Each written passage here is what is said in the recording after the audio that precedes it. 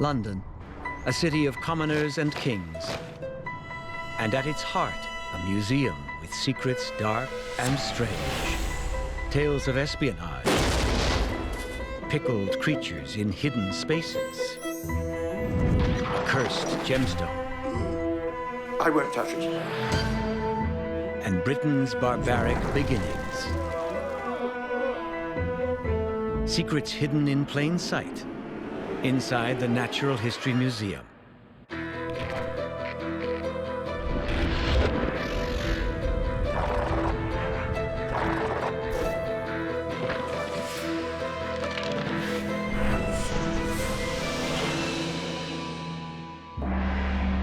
The Natural History Museum in London, England. It's a cathedral of nature, housing over 70 million specimens. During the day, thousands of visitors tour the galleries. But at night, when they've all gone home, this place seems to come alive with unforgettable stories about where we came from and where we're going. The galleries and dark passageways invite those who dare to venture behind the scenes. Take a closer look and discover secrets that are disturbing and sometimes brutal.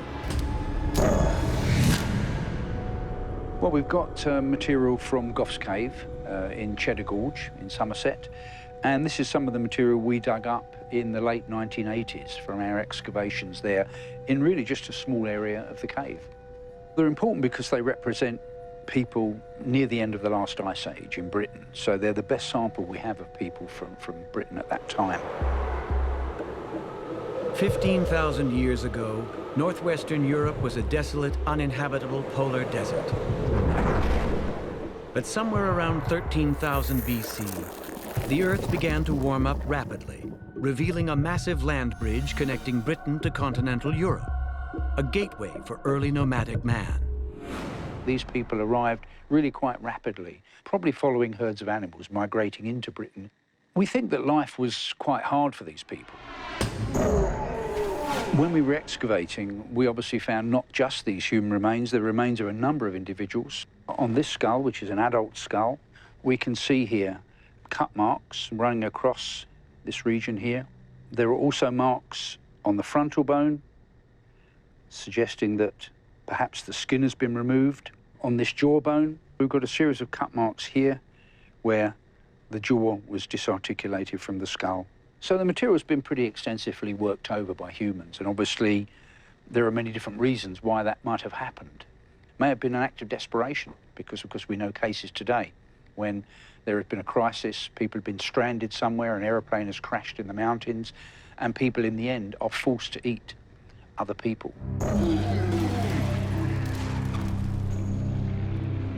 British cannibals? Could this be true? If so, these bones offer evidence of what some of the very first Englishmen may have been eating for dinner: each other.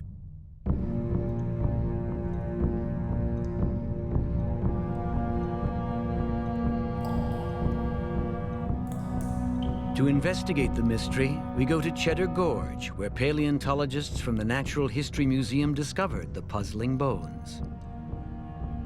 Here we are in Gough's Cave, Cheddar in Somerset.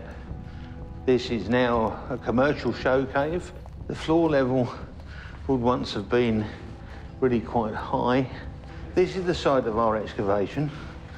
Essentially, it's an area that was protected by this rock.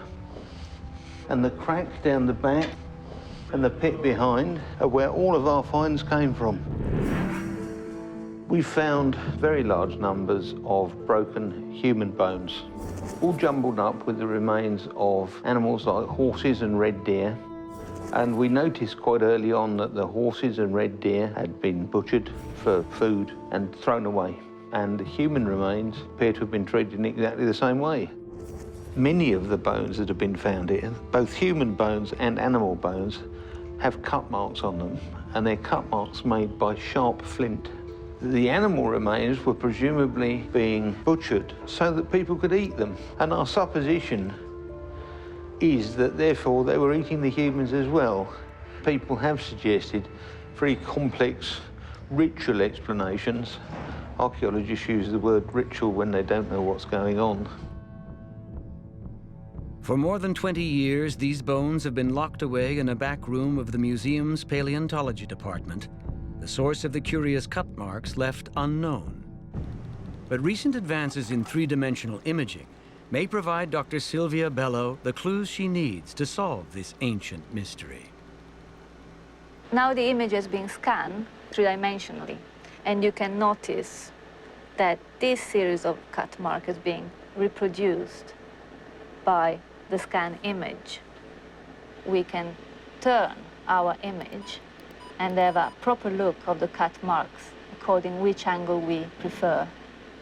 This is a clear cut mark. Here there is another one which is much shallow. These specific marks, they tell me, well, first of all, is a series of marks one next to the other, so the movement, it was a constant sort of filleting in this case of the mandible. The angle in this case is quite acute, which means that it was not a cutting angle, but it was more of a defleshing angle in this sense. The next step would be actually to see if some tool like this one can actually produce cut marks similar to the one we have here. The next step is a trip to the town of Cheddar, where butcher Jim Baker will cut up a pig using replicas of sharpened stones or flints found at Goff's Cave. Sylvia wants to see how close the cut marks come to the cuts found on the fossilized human bones. These are the sort of tools that were probably found in Goff's Cave. Well, I'm going to start with this one, because this looks like... Very sharp. Are you actually using more strength in this case? Really, at the moment, you can feel that you're right on top of the bone, and there's a scraping motion on the bone, so... whether we'll get the cartilage out.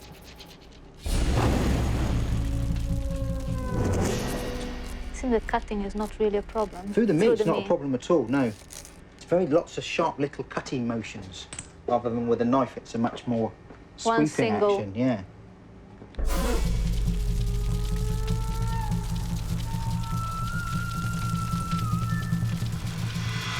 You can hear it on the bone, on can't the you? bone. Yeah. Certainly, It's coming gently. It is. It's coming in small pieces, but... And again, you see there's that... Oh, yes, I can see the... Yeah, you can see the top of the head of the femur.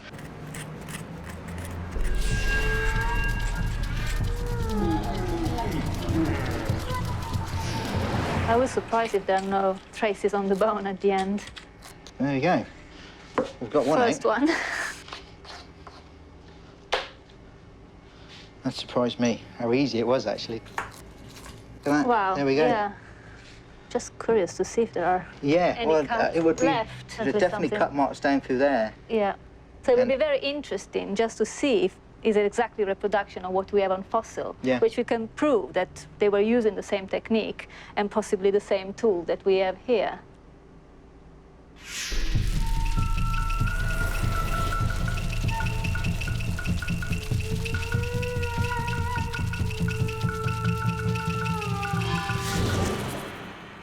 The pig bones from the butcher shop are cleaned, dried, and ready to go under Sylvia's microscope. This is quite interesting because the location of the cut marks in here are exactly the same. So this is the one that has been butchered by the butcher. Yeah. And there is all this series of cut marks, almost perpendicular. Yeah. And you can see exactly the same orientation, the same location on the fossil of Goff's Cave. There's also, you can see all the internal striation, which is the indication that is produced by a stone tool. Yeah. This one, you can see the same characteristic, the forking at the end. Microstriation over there and over here. So they are very similar. And the fact that it becomes one single cut, and here it also becomes one single cut. Clearly, the human bones found at Cheddar Gorge were cut up in the same way as the animal bones. And that leads Sylvia to a deliciously creepy conclusion. If we're looking at animal remains, there will be no doubt. It'd be butchery. For human, we can't be 100% sure it was cannibalism. But with this evidence, I am 99% sure.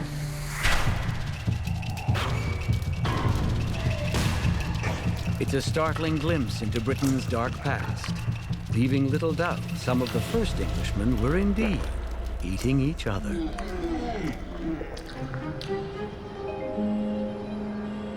The Natural History Museum is home to some odd and disturbing artifacts. Of the 70 million specimens found here, perhaps none are more significant than those collected by famed naturalist Charles Darwin. His statue graces the main gallery, a tribute to the scientist who, in the mid-19th century, changed the world with his revolutionary theory of evolution. Today, only a fraction of Darwin's specimens are on display. The rest are hidden away in vast storage rooms like this one, where the museum's collections line more than 27 kilometers of shelving, including their vast spirit collection. This is the tank room. Here, thousands of specimens pickled in alcohol and formaldehyde stare from jars lining the walls. It's one of the biggest collections of its kind, and it keeps getting bigger.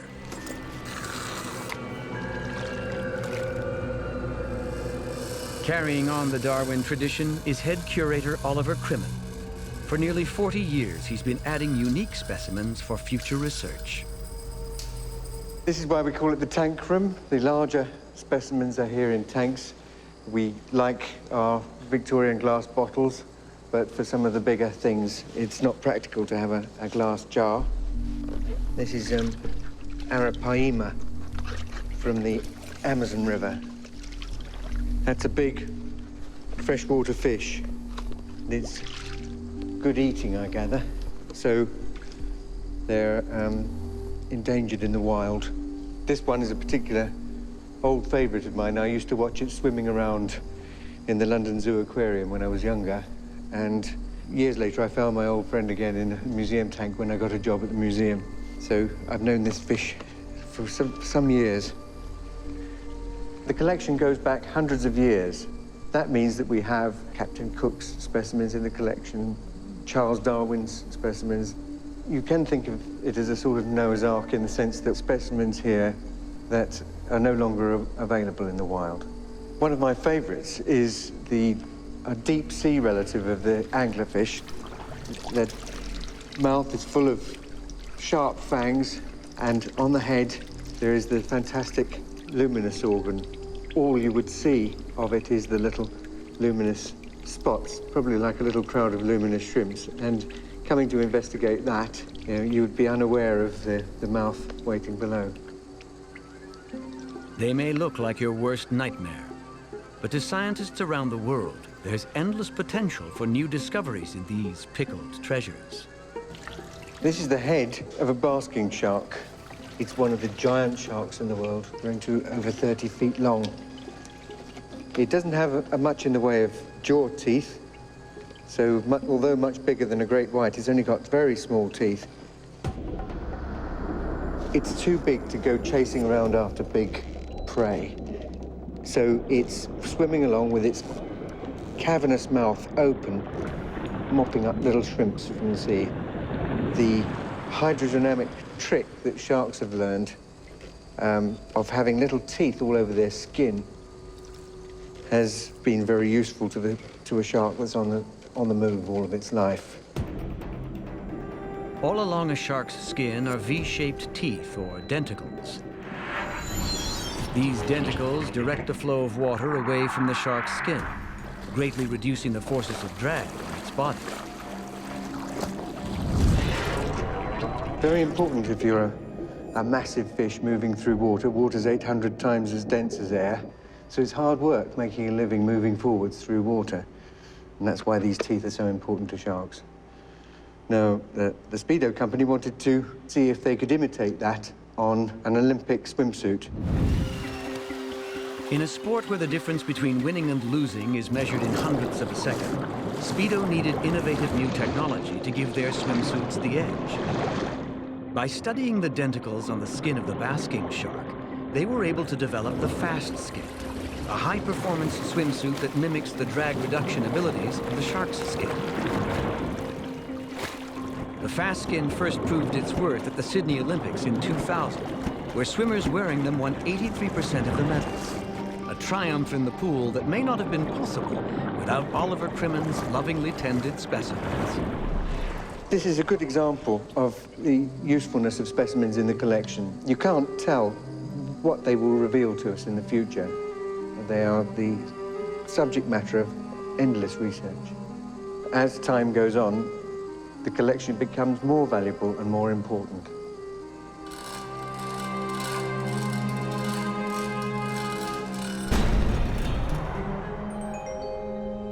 The Natural History Museum in London is a mineralogist's dream, containing more than 300,000 samples of the Earth's riches.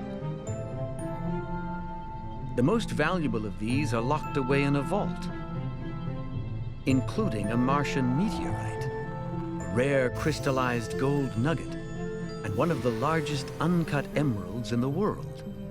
They are priceless and irreplaceable treasures. There's one gem in this collection, though, that's renowned not for its beauty, but rather for its dark side. The purple sapphire is feared. It was stolen during the Indian Mutiny of 1857 from the Temple of Indra. Misfortune, sorrow, misery, and even death is said to befall those who dare touch it. Many still believe the curse is real, but not mineralogist Alan Hart.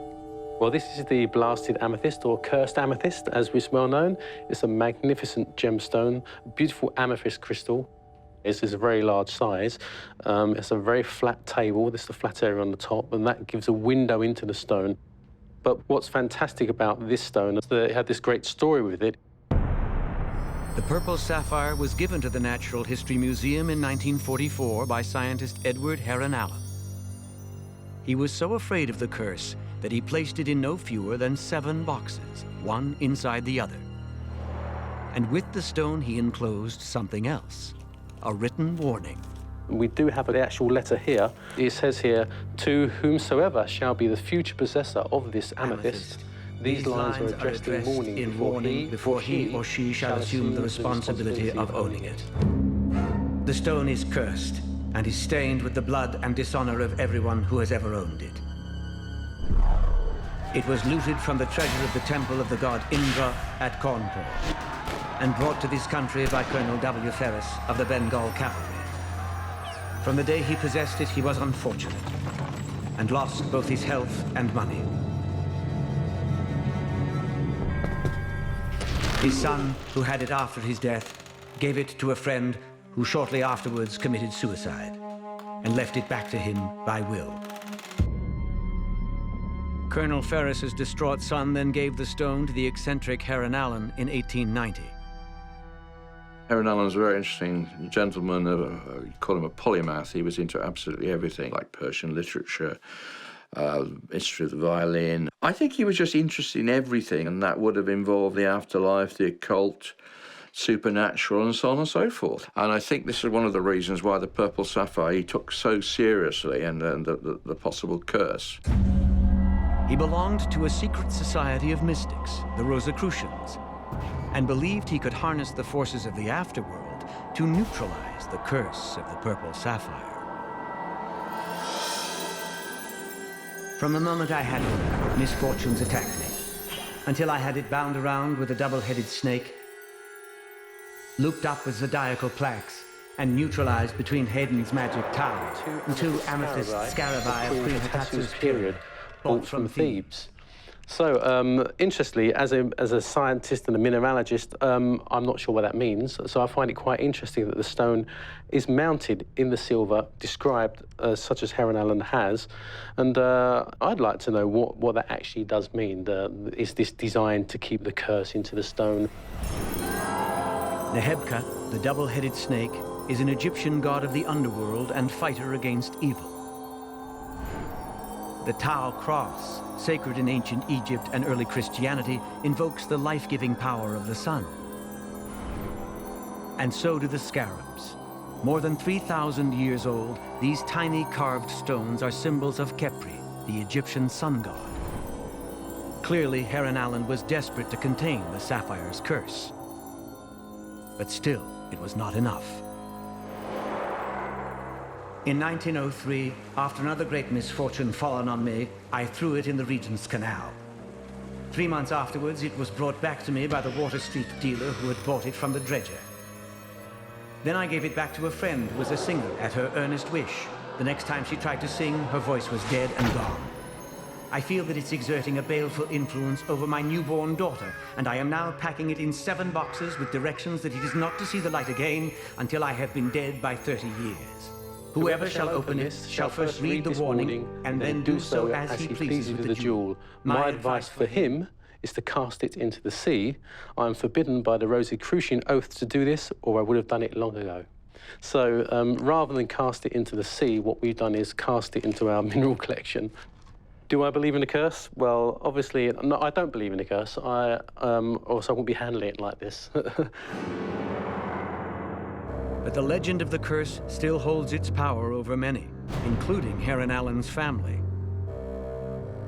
Ivor Jones, grandson of the former owner, hasn't seen the purple sapphire in decades, and isn't sure he wants to now.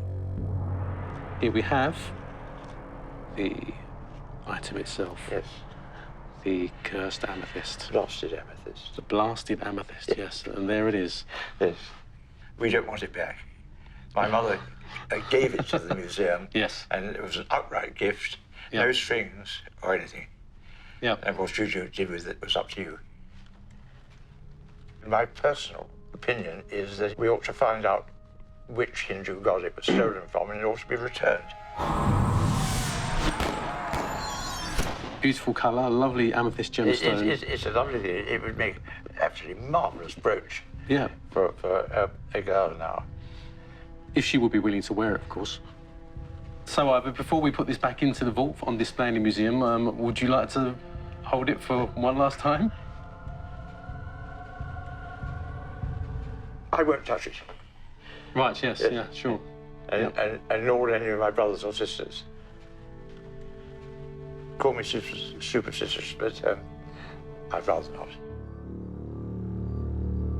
Some stories from the Natural History Museum, like the Curse of the Purple Sapphire, are sinister and mysterious. But others explode with violence, taking us back to the early days of the Second World War.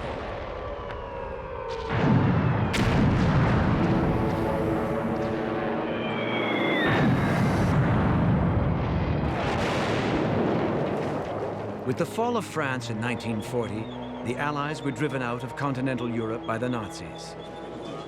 But the beleaguered British fought back, forming a top-secret unit, the Special Operations Executive, the fabled SOE. Their mission? Set Europe ablaze with acts of sabotage behind enemy lines. The Natural History Museum became one of their bases. This was where spies and saboteurs were outfitted with weapons, explosives, and other lethal tools of their trade. Wartime spy Ian Fleming spent time here and later created the gadget-loving character Q for his James Bond novels. The idea was if you were a field agent, you would be brought here to show what the SOE could supply you in terms of weapons and explosives. So basically it was sort of like a shop. There was a windmill here, a generator, and you would put the generator in a field and you could charge the batteries to your radio. We're now walking into the Marine Gallery. There was a diver standing here in diving gear, and he was the pilot of a small miniature submarine that was displayed here. And here was a workshop. It was from here that they used to make the molds of the plaster casts of the coal and the logs, and they were hollowed out, and you could hide things in them, and you would put them in your lorry, and if the Germans looked, it just looked like coal. The camouflage unit was responsible for some of the most ingenious and effective explosive devices conceived during the Second World War. Few of these lethal gadgets remain, but there are blueprints and photographs, enabling Sidney Alford to reconstruct the past and discover how they worked.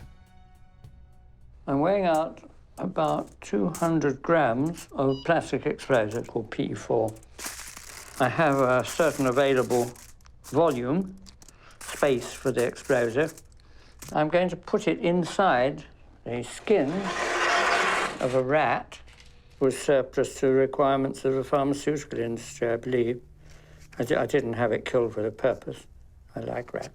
I'm replicating a particular type of what nowadays would be described as an improvised explosive device, a bomb, for the purpose of sabotage in German-occupied countries during the Second World War.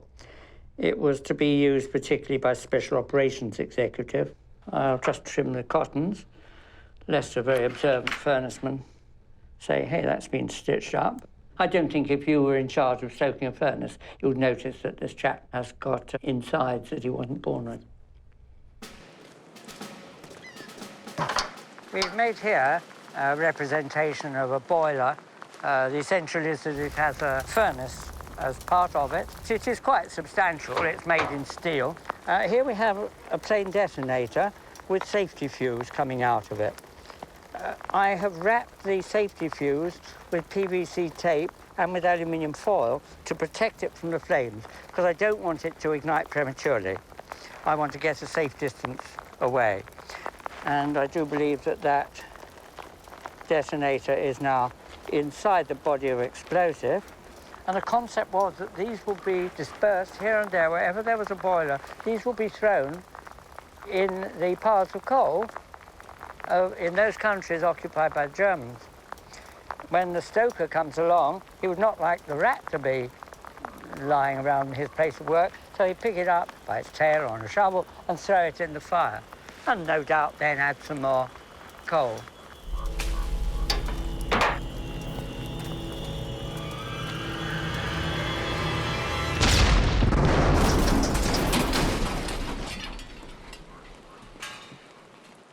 Wow! Well, it certainly did the job. I can understand why anyone who's done the experiment will be scared of rats lying around boiler houses.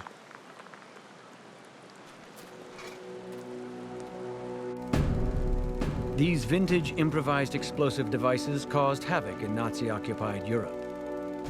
Eventually, some of this SOE technology fell into the hands of the German resistance, who were plotting to assassinate Hitler. For the attempted assassination of Hitler, they decided they would try to insinuate onto his aircraft some of these Type C bombs. And it contains the explosive, which was a mixture of TNT and tetrol. The purpose of this is to insert means of initiation, which in this case was intended to be a time pencil. The time pencil is an acid-activated spring fuse. When the copper end is crimped, it breaks a vial of acid, which slowly dissolves a wire holding a high-tension spring. When the spring is released, it drives a firing pin into a detonator, setting off an explosion. Now, somebody had the bright idea that if you take a pair of these, and I made some mock-ups for the purpose, and put them together, they have very approximately the same dimensions to a bottle of the French liqueur, Cointreau, which was no doubt quite a luxury in Germany during the war. I like it myself. March 1943. After visiting the Eastern Front, Hitler prepares to fly back to Germany, and the conspirators make their move. The detonator is inserted, and the entire package is wrapped to look like 2 bottles of Cointreau. At the airfield, one of the conspirators presses the outside of the package, breaking the vial of acid. He hands it to one of Hitler's staff, telling him it's a gift. The bomb is set to explode in 30 minutes. That afternoon, Hitler's plane takes off. Here we have a representation of the bomb and of historic interest. What I'm going to use is an equivalent amount of explosive. This is just cartridges of standard plastic explosive, the British military P4. Given a little more time, I might have been able to arrange a suitable plane to blow up, but we're using this van, which after all is well constructed and in steel, as a pretty good equivalent to an aeroplane. When you see the effect on the van, I don't think you'll quibble. I'm now going to put the detonator into the explosive. The original idea was that it would be placed in this, I'm sure, expensive and beautifully wrapped presentation box, more or less in the middle of the vehicle.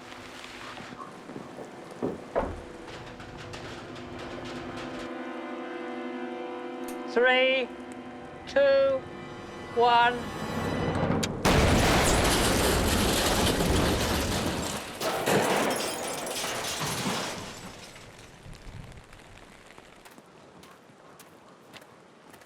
The effect was a bit more than I had expected, I must admit.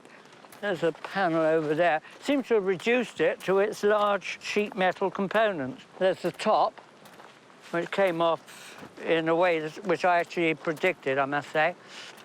It's inevitable that it would have blasted a hole where I put the charge. And imagine that that were an airplane.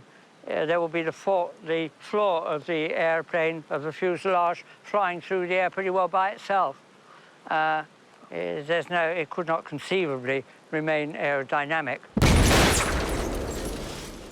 It is absolutely obvious that an airplane could not have survived it. The question arises, therefore, why didn't the bomb go off? Less than 2 hours after takeoff, Hitler's plane arrives safely. Some historians believe that a faulty detonator cap or cold temperatures caused the bomb to malfunction. But Sidney Alford has a new theory about why the conspirator who packaged the bomb missed his big chance at changing history.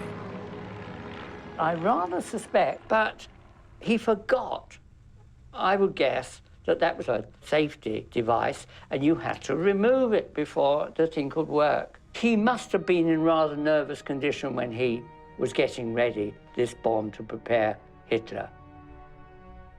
The consequences of his being caught in the act would have been horrendous for him.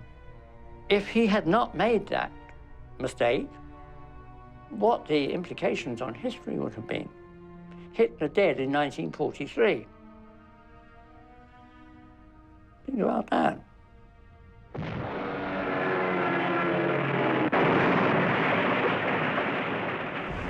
There are other objects housed in this grand museum that lead us to surprising stories from the past. Weaving our way into the back rooms, we find one of the most extensive collections of mammal skeletons in the world, including a few specimens that tell a dark story, one of violence, cruelty, and extinction.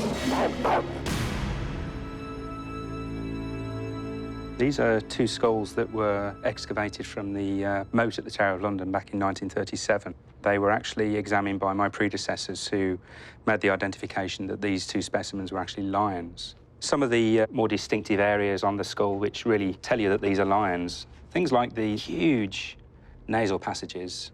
And this huge arch actually is an aperture through which the enormous jaw muscle passes. And of course, in combination with those ferocious-looking canines, we know that these things have got a heck of a bite. The two skulls were found to be Barbary lion. And for the Natural History Museum, of course, that was very, very exciting because up to that point, we didn't have any identified specimens of Barbary lion in the collection. This specimen, which looks like the more recent of the two, was in fact the oldest specimen. Now, the carbon date range that came back for this one was late 13th, early 14th century. They're the first two lion skulls to be discovered in England since the end of the last ice age. But why were the bones of the Moroccan lions found at the Tower of London? There's a clue in other bones that were found with them in the moat.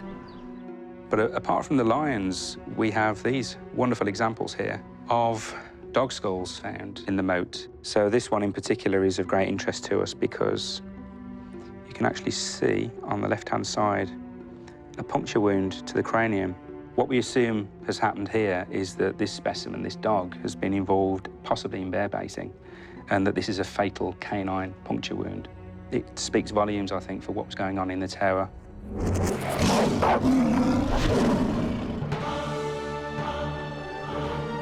The Tower of London, where English kings sent traitors to die, was infamous for torture and execution.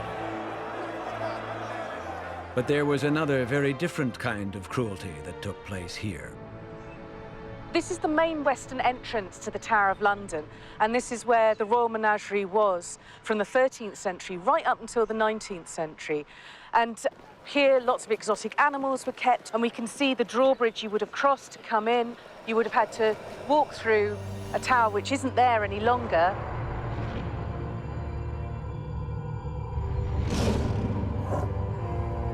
The gate was originally built as a defensive structure, as a barbican, but it was very quickly known as the Lion Tower because this is where the lions were kept.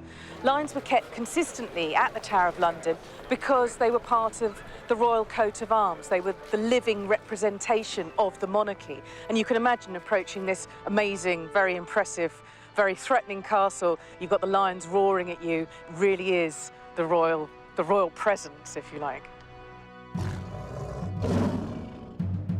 There would have been a huge range of animals in the menagerie. There was an African elephant, which was a gift from the King of France. The Hudson Bay Company give the Tower of London a grizzly bear. Initially, the animals are here really as status symbols.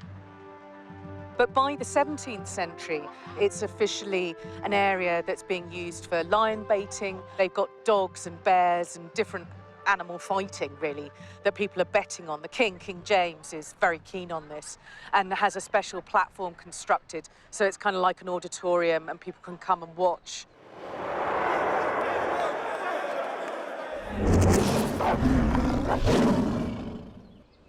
In the 1930s, hundreds of years after the Royal Menagerie had been closed, archaeologists made a startling discovery in the tower's moat. What they found, which they weren't expecting, were these lion skulls and also dog skulls. But the lion skulls are extraordinary because they have been dated to the medieval period, and they're also, as I understand it, a breed of lion which is now extinct. But this breed of lion may not be extinct after all, and the museum lion skulls could help prove it. Conservationist Dr. Simon Black believes the descendants of Barbary lions may still be alive and well, and living in zoos around the world. Here we have the Moroccan royal lions, which is the animals descended from the royal palace collection of the King of Morocco. And he obtained these originally from the wild in North Africa. And what's particularly interesting about these animals is some of the differences you see compared to lions you might see in sub-Saharan Africa. So he's got a very, very pointed crown top of his head and a very straight line down to the tip of his nose, which gives this very regal sort of look. But one of the most noticeable features is this lovely mane that goes round his head, round his body and down under his belly. And then if you look at his eyes, you've got very pale eyes. And this appears to be a characteristic of Barbary lions and seems to be consistently found in animals that are from the Moroccan king's collection. We believe that as they've been kept in captivity, it's offered us a chance maybe to rediscover Barbary lion, or lions that at least have some of that ancestry in them. And this is where these guys come in.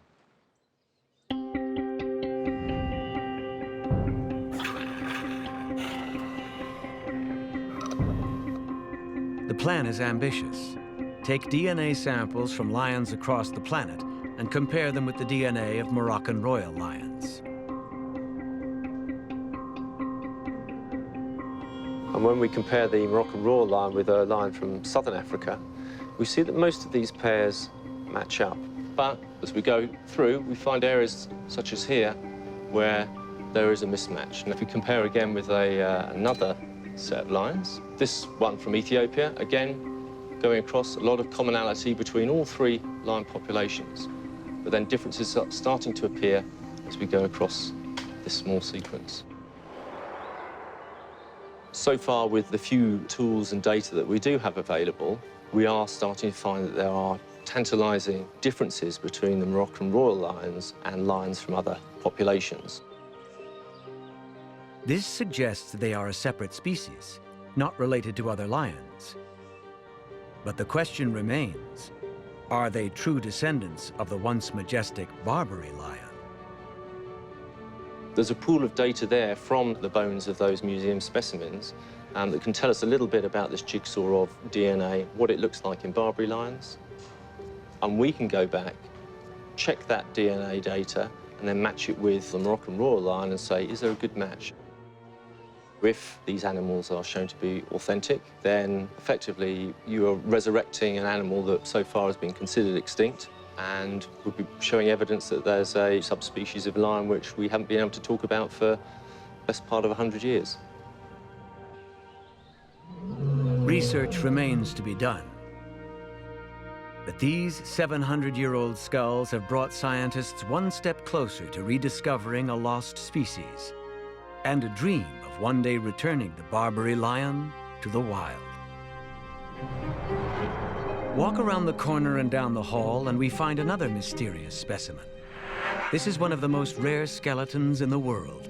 The bones belong to a bird that hasn't been seen in more than 300 years. The dodo was obliterated with such speed that the example still resonates today. The expression, dead as a dodo, evokes the grim concept of total annihilation. And the bird entered history as one of Mother Nature's biggest losers, a weak, lazy, fat failure. But at the Natural History Museum, they believe the poor dodo has been getting a bum rap. To finally set the record straight, researchers at the museum are looking for answers deep within the dodo's centuries-old bones.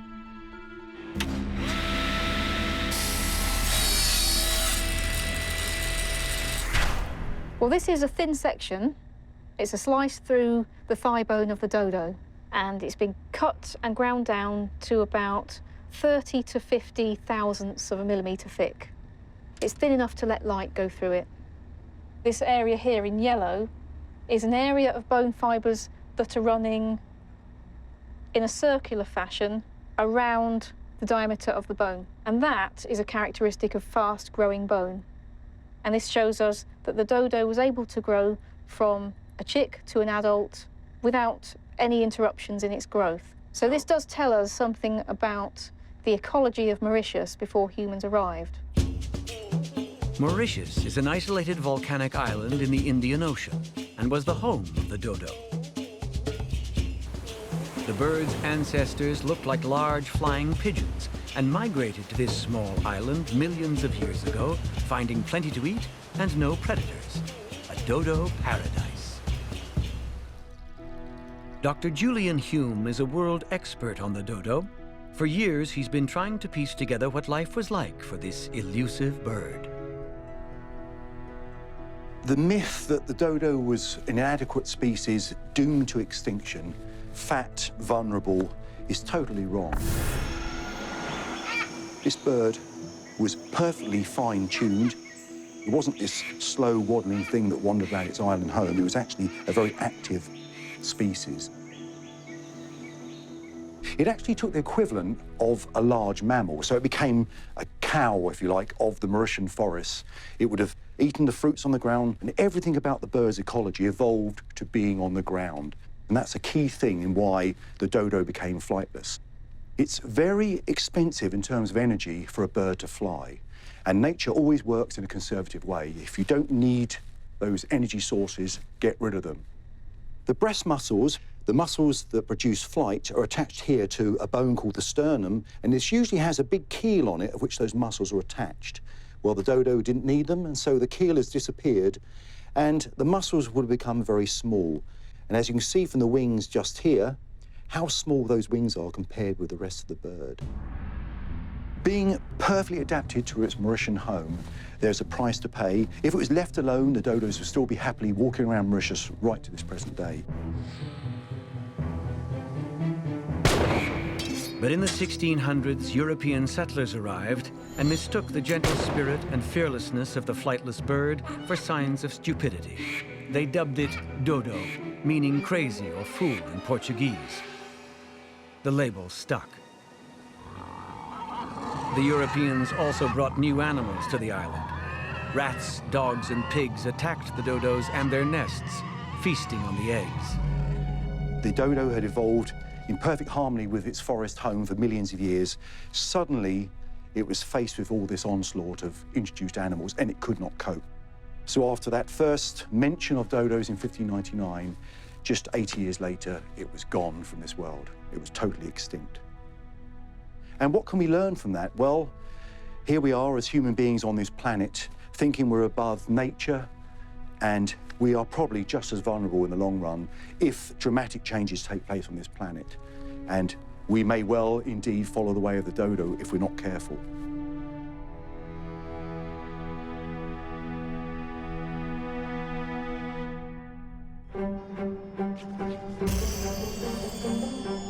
Every skeleton, every specimen, every hidden space in the museum has a story to tell.